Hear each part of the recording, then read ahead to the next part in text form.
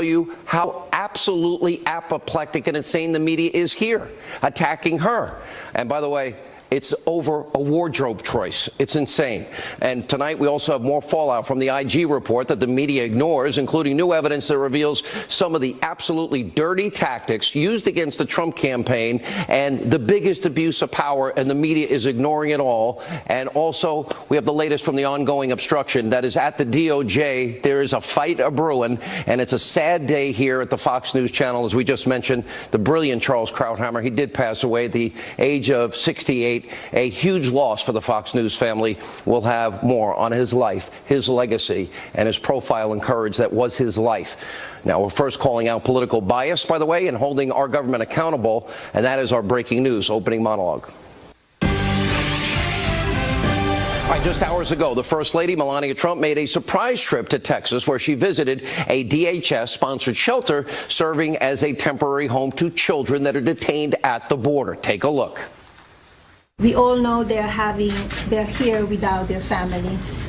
And I want to thank you for your hard work, your compassion, and your kindness you're giving them in these difficult times. I'm here to learn about your facility, and which I know you house children on a long-term basis. And I also like to ask you how I can help to these children to reunite with their families as quickly as possible. Now, the First Lady's trip was important. Those remarks were important without a doubt. The First Lady, she's doing a great job. And by the way, is offering so much needed compassion. As I said from the beginning, nobody wants children and parents to be separated. Neither did Donald Trump. He solved Congress's mess. But of course, the media, well, they can only focus on one thing: what Melania was wearing while boarding, literally, the plane to Texas. And a jacket you see there with the words on the back that apparently read, I really don't care, do you? Vanity Fair headline: did Melania Trump just undercut her border visit with a very poorly chosen jacket? Her visit to a migrants' children's shelter suggested she cared. Well, her jacket seemed to say otherwise. Then you got CNN editor-at-large: Melania Trump's I really don't care, do you jacket was no mistake. Vogue writing: Melania Trump one-ups her hurricane stilettos with a I really don't care jacket worn visiting children at the border. And just take a look at how fake news CNN, which barely bothered to cover the president's rally last night, and conspiracy TV MSNBC did not cover it all. Look at how they cover the jacket. It was impossible to think that that is aimed at the people she just saw. It's more, I think, likely, just because this is what we do with the First Lady when she wears these things, to maybe the person who she's married to. I believe she has worn dozens of different coats, and many of them are beautiful. This one is not. This one is not. You have a great story today of the First Lady going down, showing compassion for these children, and yet you have this jacket. This is a picture of Melania Trump boarding Air Force One to head down to McAllen, Texas, to visit some of the children being held in detention centers. She's wearing a green jacket, we believe, that came from the clothing store Zara, and on the back it's written in white, I really don't care, do you? She's a model. I mean, she sort of knows the power of clothes. She does. Now, the director of communications for the First Lady, Stephanie Graham, responded earlier today and tweeted out, quote, today's visit with children in Texas impacted the FLOTUS greatly. If the media would spend their time and energy on our actions and efforts to help kids rather than speculate and focus on our wardrobe, well, we could get so much accomplished on behalf of kids. And followed by the hashtag She Cares, and it's just a jacket. Even President Trump, he did weigh in. This tells a lot. I really don't care, do you, written on the back of Melania's jacket, refers to the fake news media. Melania has learned how dishonest they are, and she truly no longer cares. By the way, good for her. Why should she trust them? And it's pretty unbelievable. Now, the surprise trip took place less than 24 hours after the president, Donald Trump, signed an executive order effectively preventing the separation of families and children who cross our borders illegally. In doing so, So what did he do? He bailed out the Democrats and Republicans in Congress who, by the way, this is their mess. This is their law, not his, and the people that have failed to act on the issue. No one wants children separated from parents. The president's been saying it day one. This action now literally transcends these stupid laws that are on the books, passed by Congress, signed into law by a previous president. This is not a permanent solution. In fact, it's not going to hold up in a court system. The real answer, the real long-term answer, the real solution, if you care, the correct answer, the constitutional answer, is Congress to do their job. Pass a bill, send it to the White House. And despite all of this, President Trump was literally demonized for days in the media for Congress's law before the executive action. Nazi comparisons, slavery comparisons, basically the mainstream media, what they do worst, be themselves. Donald Trump, without a doubt, is pure evil. When you played the tapes of what was heard a couple of days ago in the Senate, it's horrific. How can people do that? That hasn't happened in this country since the time of slavery. It hasn't happened in the world since the time of the Nazis. And Donald Trump is right there with them. This is as if George Wallace had won in 1968. The one through line here from Charlottesville to this issue is, to use your phrase, a return to the most disturbing elements of white supremacy, white male supremacy to be precise, in the national character. Overnight, they've now created criminals. So people are trying to understand what's happening here. That's what happened. And you know what? Elie Wiesel, may he rest in peace, what he said to me was, he said, you know, the Nazis had it perfectly correct. They declared us an illegal people. That's how it began. I don't want little children ripped from their parents' arms. I don't want them marched off to, quote, showers. When you look at this historically, throughout American history, no matter the policy you're talking about, the separation of families has always been something that speaks to a level of inhumanity. You go back to slavery. No wonder when the president gives a rally like he did last night, they start chanting about your corrupt news media. Oh, CNN sucks. And so does MSNBC. Now, even Trump's DHS Secretary Kristen Nielsen was not spared from the hostility and viciousness and the wrath of the left. Take a look at this clip. She gets run out of a Washington restaurant by a group of liberal protesters. And by the way, I'm still waiting to hear from Hillary, Nancy, and Elizabeth. Where are you? Take a look. Secretary Nielsen, how dare you spend your evening here eating dinner as you're complicit in the separation and deportation of over 10,000 children separated from their parents? How can you enjoy a Mexican dinner as you're deporting and imprisoning tens of thousands of people who come here seeking asylum in the United States? We call on you to end family separation and abolish ICE. Homeland Security Secretary Kirsten Nielsen is in a Mexican restaurant of all places. The goal. Shame on you! Shame! Shame! Shame! Shame! Shame! Shame! Shame! Shame! Shame! Fascist pig! By the way, apparently that included one DOJ employee, that group of insanity there. Now, liberals save their worst for the president's, pay attention to this, his 12-year-old son. Really? Now, we have to warn you. The tweet you're about to see is beyond disturbing. Here you have Jane Fonda's brother, Peter, the actor. We should rip Barron Trump from his mother's arms and put him in a cage with pedophiles and see if his mother will stand against the giant blank that she's married to. 90 million people in the streets on the same weekend in the country. F. Peter Fonda, okay, tried to issue a tepid apology. Melania Trump, she had to contact the Secret Service because her 12-year-old son's being threatened. Beyond vile, beyond disgusting. You can't even imagine it. And by the way, Fonda wasn't the only repugnant person on the left to go after a Trump child. Look at this Canadian TV writer attacking Don Jr.'s 4-year-old on Twitter, saying, quote, "We're coming for you." Really? This is beyond sick. This is pathological and frankly dangerous. This is now the type of rhetoric that one has to wonder if something happens, who's going to be blamed here? And meanwhile, we have another horrible example of the left's new low, according to an email obtained by Breitbart.com. Writer for GQ asking Donald Trump Jr. if he wanted to have I'm not making this up, sex with his mother. That's how twisted their brains are. Remember, these are all the same people that demanded compassion from President Trump.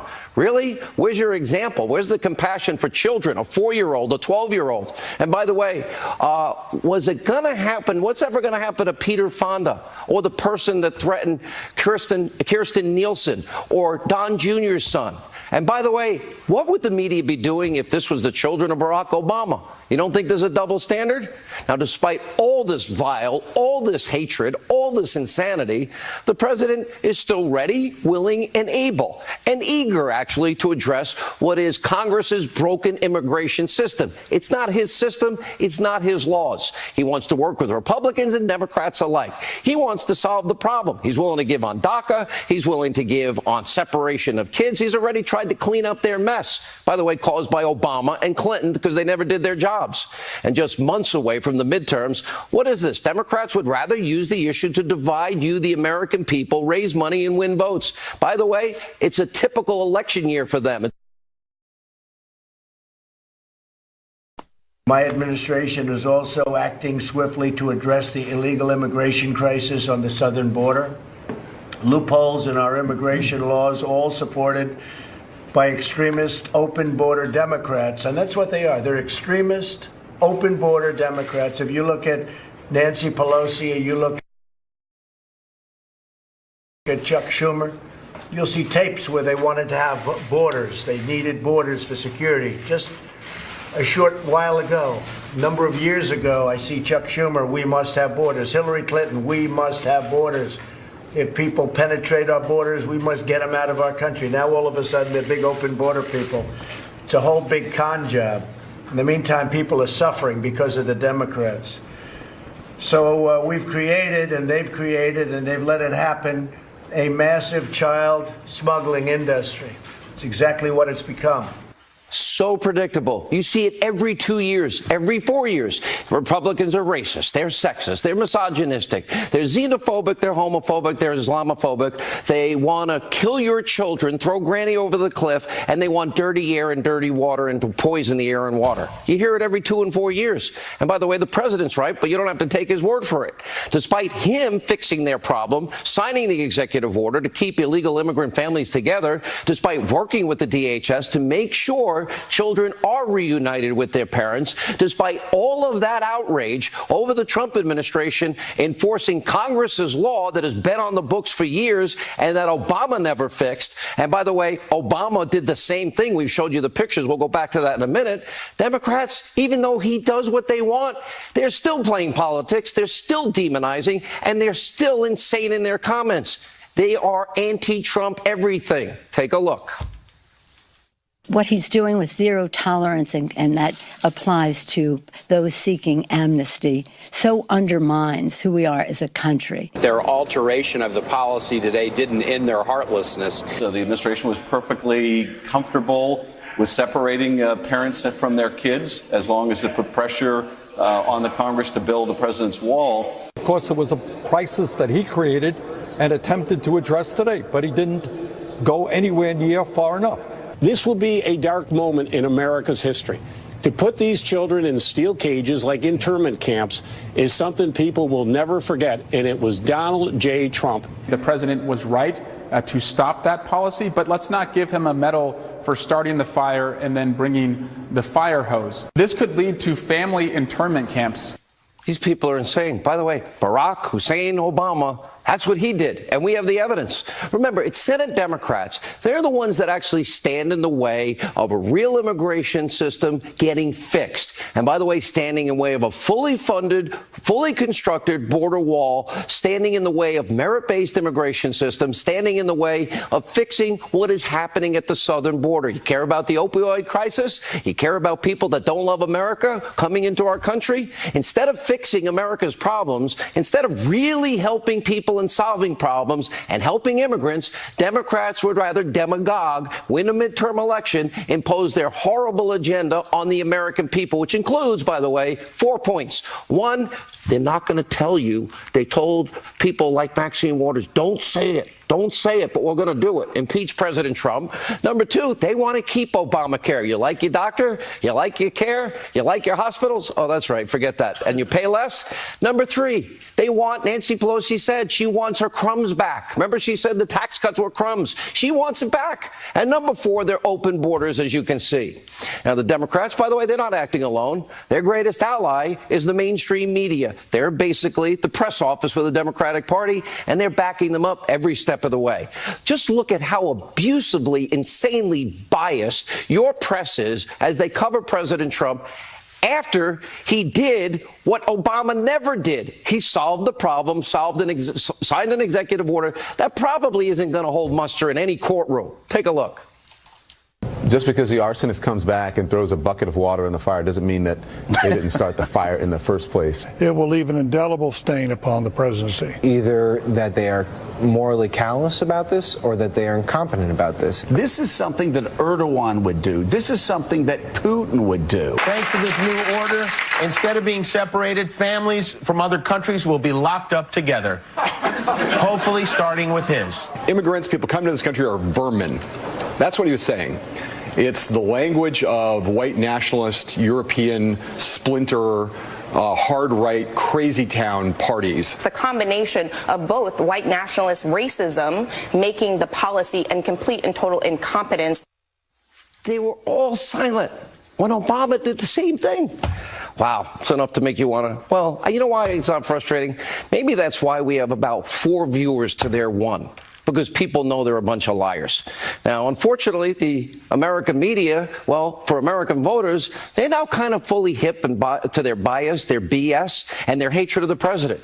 And while almost every other network, they nearly ignored Trump's rally last night because they'd be called out by the president for being the liars they are. But the good people of Minnesota had a message, as I mentioned earlier, especially for fake news CNN. Maybe they weren't listening because nobody's watching. Take a look.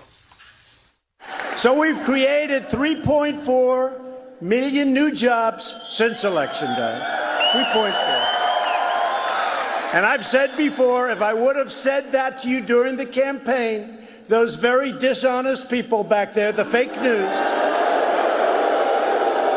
very dishonest.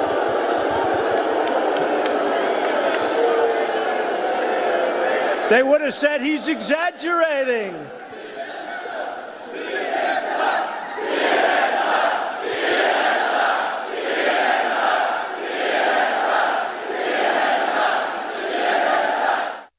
So why are Americans choosing not to watch fake news CNN or conspiracy TV MSNBC and, frankly, not paying attention to print media anymore? It's because of their rampant, psychotic anti-Trump bias. And also because the media's pervasive double standard is clear. People see it. President Trump highlighted a lot of this last night during his very strong remarks about President Obama. We showed you the pictures last night. Take a look. There is no amount of money or personnel in the world to address the crisis.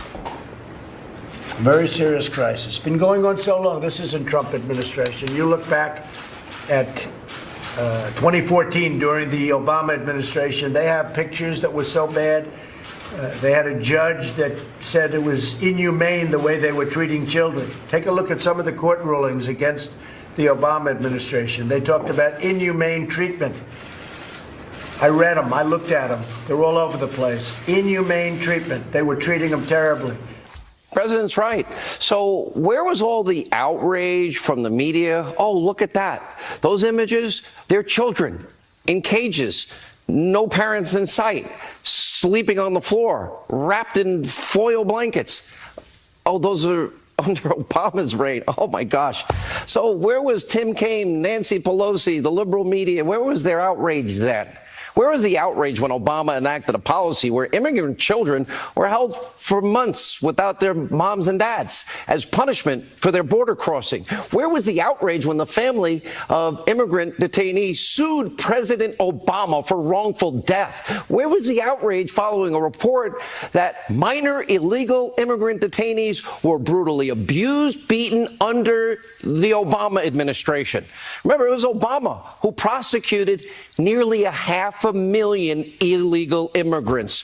It was Obama who said he must follow the laws on the books and that he had no other choice but to deport illegal immigrants. And as a matter of fact, he was just doing what other presidents did, even if the consequences are severe, Obama said. He said it over and over again. He doesn't make the laws. It's just his job as president to enforce them. Well, let's go to the videotape, a Hannity history lesson.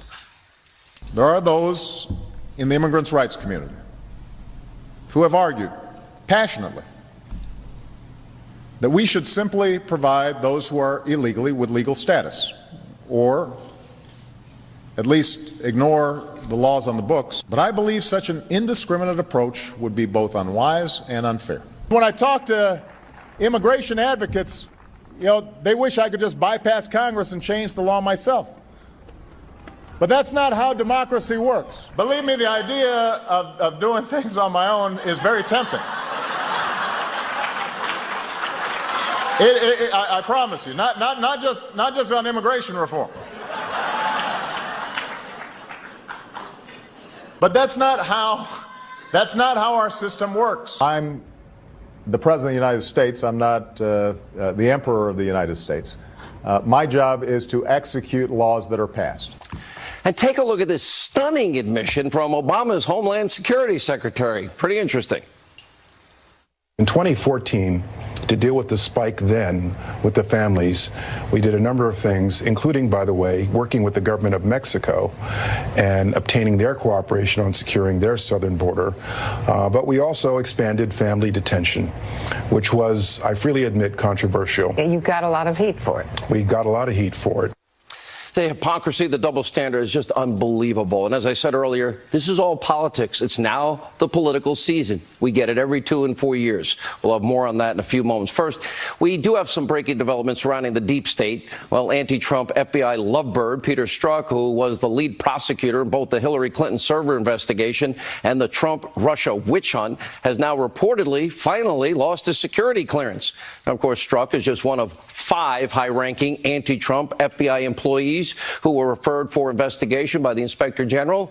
Now we know that 3 of the 5 abusively biased individuals towards Trump, those that loved Hillary, worked on both investigations. And by the way, they include Strzok, they include Page, and an FBI lawyer, which was outed by Chairman Meadows, named Kevin Kleinsmith. And by the way, Kleinsmith was initially working as the primary attorney in the Russia investigation.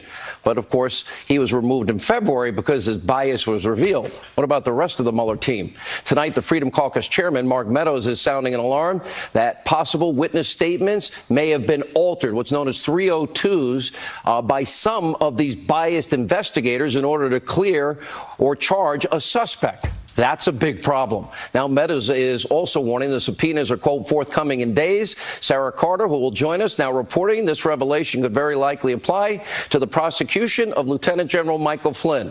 We'll talk to her shortly. Of course, we could get to the bottom of all the corruption going on in Obama's Justice Department and the FBI if the DOJ would stop obstructing. Byron York now asking the important question, why did it take so long for Strzok's infamous anti-Trump text to be released? Tonight, we're asking the same question. So, Mr. Rosenstein, what's going on? And let me be clear, the threat of impeachment for Rosenstein is very real. And look at this headline. Obama cyber chief confirms stand-down order against Russian cyber attacks. And as I said before, we're only scratching the surface. This deep state is more corrupt, and this is more abuse of power than we have ever known. It's really, really dangerous. When we come back, the media insanity. Joe Concha, Judge Pirro, with my opening monologue, the great one Mark Levin coming up. I've got a lot more to say, too. Stay with us.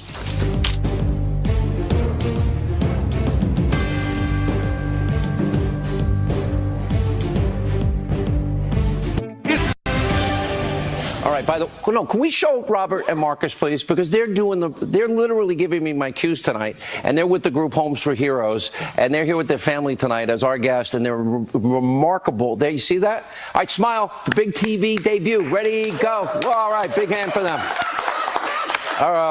Thank you, guys. You're doing an amazing job. Here with reaction to our monologue and more from the Hill, Joe Concha, author of Liars, Leakers, and Liberals, the case against the anti-Trump conspiracy. You know her as the host, the one of Justice, Judge Jeanine Pirro. I really, if you let me, I'm going to go on another hour because I'm so angry at how absolutely vicious these people are.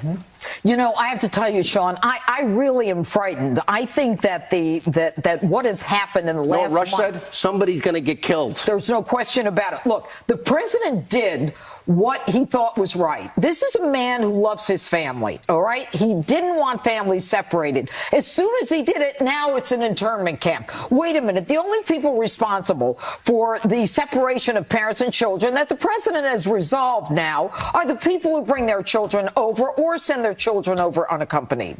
But the left is not willing to give him any credit for anything, and what that means is they will continue to pound against him until someone gets hurt. You know, it's amazing, Joe, that it took Donald Trump to fix Congress's bad law. I'm going to scroll pictures as you're talking here. And these are all images when Barack Obama was president. Kids in cages, kids separated, 500,000 illegals prosecuted. We'll roll the pictures. But you know what? I've never seen. Now they're also, nobody in the media talks about going after a 12-year-old kid. They don't talk about going after a 4-year-old girl. And the things they say about the First Lady and Ivanka, it's frankly, it's beyond disgusting. Yeah, I'll tackle at least what was said about the First Lady today in regards to her jacket. But you got to go back in time, right? Not too long ago, 2017, Hurricane Harvey. She wears stilettos going to the plane that's going to take her to Texas, where she changes into sneakers. And she is mocked for that, for being elitist and out of touch. There's a First Lady who had kidney surgery, takes a couple of weeks to recover. She's seen in the West Wing by 2 reporters, and yet conspiracy theories are thrown out about her whereabouts. David Frum, a conservative, actually even recklessly speculates that she's the victim of spousal abuse. This is the First Lady that speaks 5 languages. CNN fake news. A fraction of people on the planet can do that, and she is mocked by an ABC host. Here's the good news, though, if you're a Trump supporter. This will backfire, because Melania Trump's poll numbers are higher than almost every politician in Washington and infinitely higher than the media that covers her. It's never a good idea to attack a First Lady, especially this one, as we've seen. Let me go to Judge Pierre. All right, so where is Nancy? Where is, I'm serious, Nancy Pelosi? Where's Hillary? Where's Elizabeth Warren? I thought we were living in a Me Too era. Do we need like a separate Me Too if you're a conservative woman? If you're a conservative woman, you are not entitled to the benefit of the doubt. You're not entitled to equal rights. You're not entitled to respect. If you're a conservative woman, you don't have free speech. You can't speak on a campus. And we're going to criticize everything you say and do. What do they say about Ivanka? Horrible what they say about her. This is a woman who has spent her professional life trying to empower other women, and it's women who are trying to take her down. Here's the good news, Sean. The good news is that the American public is smarter than these people, and they are infuriated with the fact that this president is doing everything he can. He gets up every day to try to make our lives better, and they want to destroy. And the text about put your son in a cage with a pedophile, that is the most outrageous thing I have heard in years. You're the lawyer. Isn't that a terroristic threat? It absolutely is. Isn't that a threat against the first family? It is a threat against the first family, and if it happened to a different first family, Barack Obama, the Secret Service would be there in a minute and people would be charged. The media's ignoring it all. Of course. Just like they're ignoring the IG report, they're ignoring the economic success. Oh, and by the way, what haven't you heard of? Russia? No, yeah. That's what this is about. Let me, last word, Joe.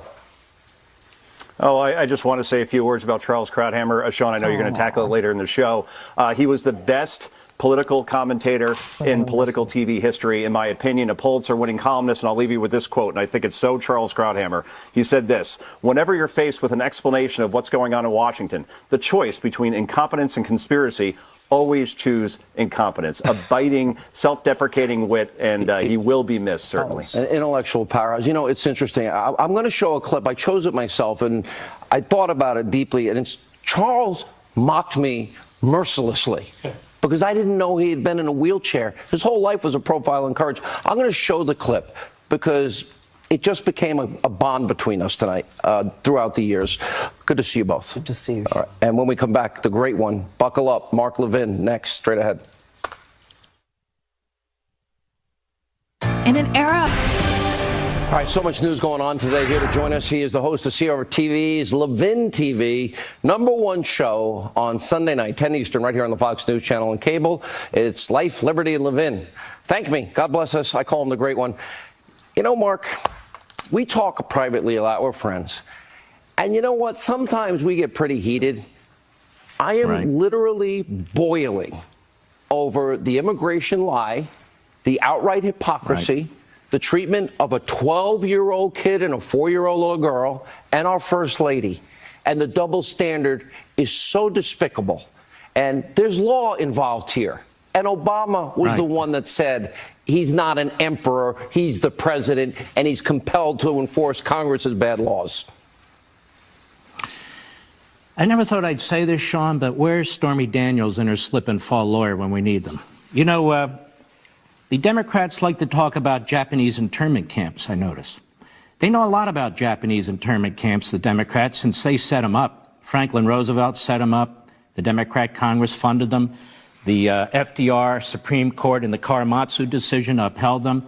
And then they took 120,000 Japanese Americans and Americans of Japanese descent and forcibly removed them from their homes and put them in these Japanese internment camps. So the Democrats know a lot about them. They also know a lot about our current detention policies and facilities since they've been funding them for the last 30 years. They've existed 8 years under Bill Clinton, 8 years under George W. Bush, 8 years under Barack Obama. Then the Clinton administration entered into a consent decree with a liberal judge overseeing it all that required the release of minors coming across the border illegally, dragged here in many cases by adults, in 1997. Requires the release of them in 20 days. So this administration says we got to enforce our laws. We have too many illegal aliens coming in, so they separate the adults from the kids, just like we do when we send American adults to prison. We don't send the little toddlers with them. So Donald Trump is now Hitler. So Donald Trump says, well, let's unite the families. Well, he's uniting the families, and he's still Hitler. Now they're saying, well, the only answer is blah, blah, blah, blah, blah. And they're doing that, Sean, for one simple reason. They believe in open borders. They want all those people released. They do not want to deport them. They do not want to send them home. These are not human rights advocates on the left. They are leftists who seek power at all costs. Now, if these Democrats really cared about little kids and little babies and so forth, why are they so hardcore on partial birth abortion? Have they ever seen those pictures of partial birth abortion? Why do they want to fund the Planned Parenthood outfit? More and more and more money into that organization. Remember those undercover videos where they're selling babies' organs and body parts? I believe those are babies, and I believe that reminds me, I might say, of the Third Reich. But they support those organizations, and they call partial birth abortion right up to 1 second before the birth. They call that a choice and a right. They're not fooling anybody. And by the way, where have the media been the last 30 years? Where's Jake Tapper been, other than at Handgun Inc., Handgun Control Inc., and a press secretary to a left-wing member of Congress? All this stuff going on before Trump ever thought about running for president, all these Nazi concentration camps and Democrat Japanese internment camps, somehow CNN missed them and MSNBC missed them and the New York Times and the Washington Post missed them. Let me tell you something. The American people aren't fooled by this crap. This is the latest baloney that they're throwing at this president. And this president is trying to get this managed. I have a simple solution. Secure the border, but the Democrats won't secure the border. That way, we get fewer little kids coming across, and they can stay home in their nirvana, in their country that they're from, which we know is a magnificent culture because Dick Durbin told us they're coming from magnificent cultures. So let's secure the border. Then we don't have to have Democrat-style Japanese internment camps. The families can stay together, and the families can live together. You know, it really can be simple. And you know what, Mark? If they really cared about the separation issue, if they really cared about the DACA kids, well, convince me that I'm wrong. They could actually fix it in a day. You know, God forbid they do their job.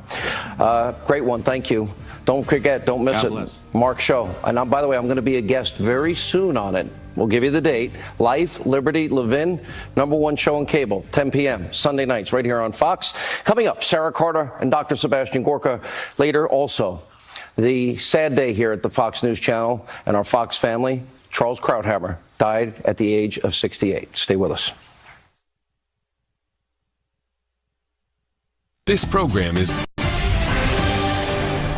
What we're continuing to find, Buck, is additional information from DOJ and FBI that has literally been hidden from Congress's oversight role for 9 months, and so we're at the point where the frustration has reached a level that we've got to deal with it. So, issuing subpoenas to compel people to come in and testify. Some of them who really, I think, want to testify, want to make sure that we clean this up, will be actually forthcoming in days, where we'll get them to come in.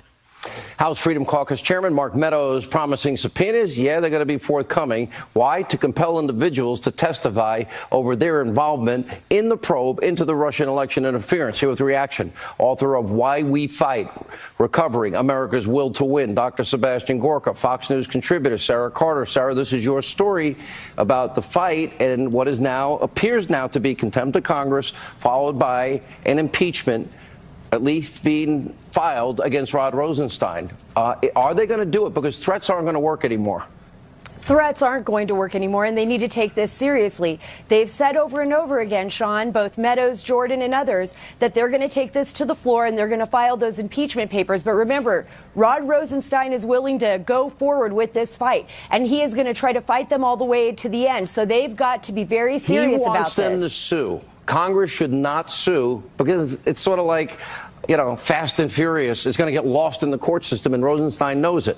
So they should do what they do to you and Dr. Gorka and me, and that's hold him in contempt, maybe put him in, a jail cell for 10 days to make him, let's see, they're going to put the screws to him like they do Manafort, who is now in solitary, like he's a mob killer, and then maybe he'll sing so they can then, quote, either impeach or prosecute Trump. Maybe we should use the same tactics against Rosenstein that Mueller's using against the other people. That he would use against any American that was withholding information from the FBI. But I don't know if that's going to happen. They need to have enough members of Congress really backing this and really pushing this forward. And this is why those subpoenas are so important, why it's so important to get those FBI, those people in the Bureau, those people in the DOJ who want to talk, to come out and tell the American public the truth about what went on. My sources tell me that there were at least 4 criminal referrals here, probably more, and that the person in the most trouble tonight who doesn't know it is actually James Comey. Dr. Gorka.